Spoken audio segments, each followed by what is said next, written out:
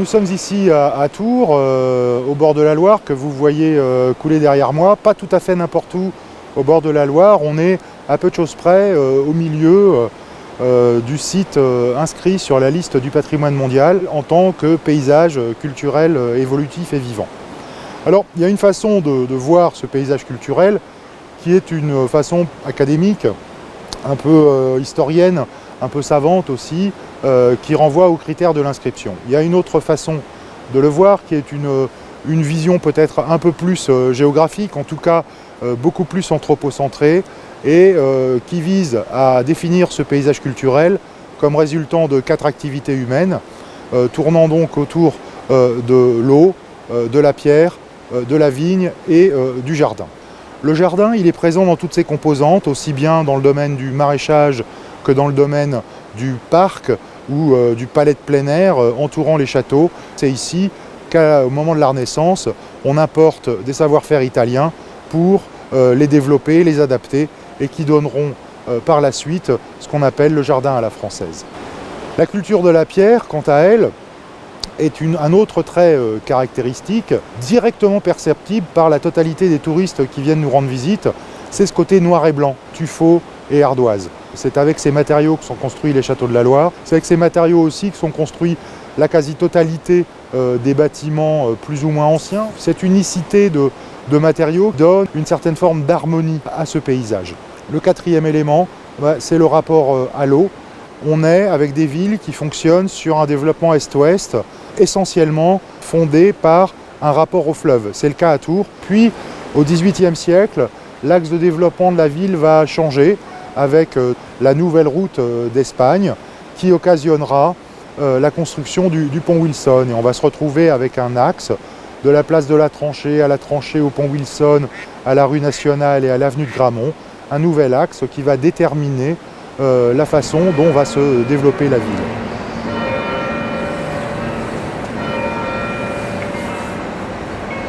Cette percée est décidée dans le cadre de l'embellissement des villes du royaume, le siècle des Lumières. La ville de Tours va quitter une trame médiévale pour s'ouvrir à la modernité à la fin du XVIIIe siècle. Et c'est depuis cet axe, autour de cet axe nord-sud, que gravite la véritable organisation à la fois spatiale, de circulation et aussi économique de la ville de Tours. Le tramway reprend cet axe historique en passant notamment dans les quartiers anciens, à la sortie du pont Wilson. Il traverse les quartiers historiques qui font l'objet d'une protection. Sur ces 150 hectares se trouve la majorité des édifices anciens et notamment des édifices protégés monuments historiques.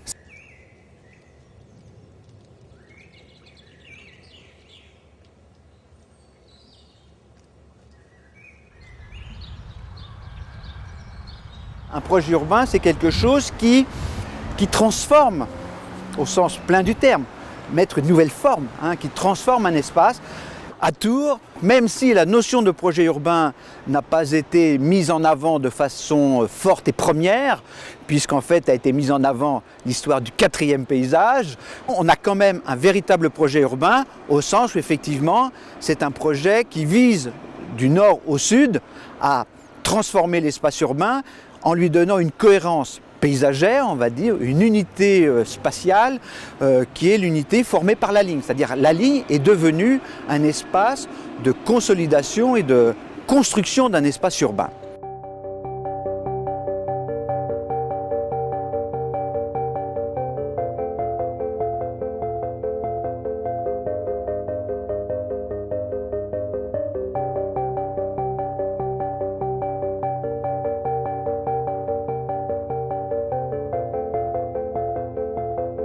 Ici, on traverse la Loire, on traverse la ville, ce qu'on appelle l'hypercentre, on traverse une ville fortement patrimonialisée.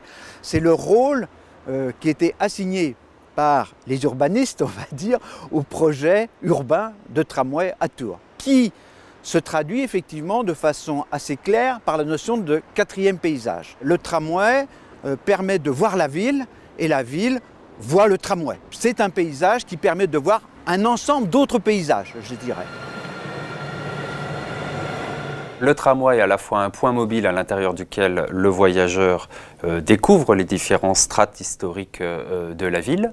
Donc ça, c'est le point de vue du voyageur à l'intérieur. Ce qui me paraît intéressant, c'est que par cet effet miroir, le point de vue fixe, c'est-à-dire celui qui voit passer le tram qui est dans la rue, lui voit arriver cet objet qui serpente finalement dans ce cœur de ville et qui lui-même donne à voir le paysage environnant. C'est une sorte de mise en abîme finalement. On aurait presque pu dire que c'est un tramway narcissique pour la ville de Tours, c'est-à-dire qui donne à découvrir de l'intérieur les différentes strates, mais pour celui qui est à l'extérieur, il reflète finalement le cadre urbain ou l'espace architectural dans lequel il se situe. Donc c'est à la fois une unité homogène, mais c'est aussi quelque chose qui finalement révèle des ambiances urbaines particulières. Et là, on sort un peu du champ de la mobilité, mais on donne une valeur, finalement une valeur à la fois poétique, esthétique, d'imaginaire, de récit, à un temps qui est de plus en plus prégnant dans nos sociétés contemporaines, parce que qu'est-ce qui marque depuis les 30 Glorieuses nos vies urbaines? C'est l'explosion des mobilités.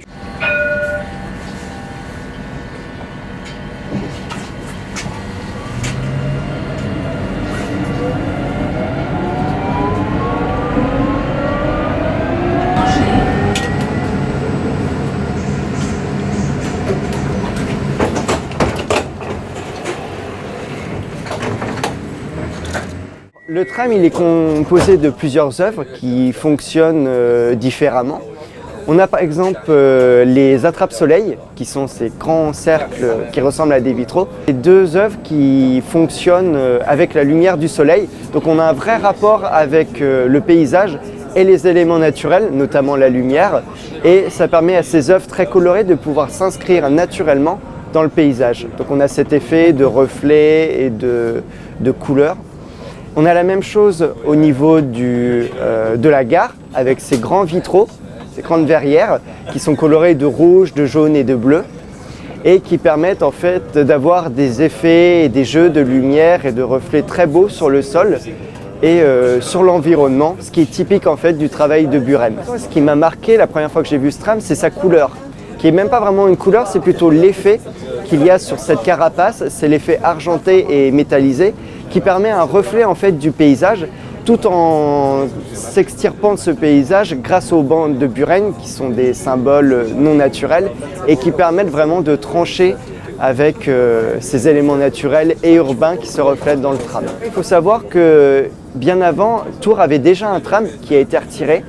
Donc l'avenir nous dira ou pas si le tram va rester définitivement à Tours ou si peut-être un jour il changera.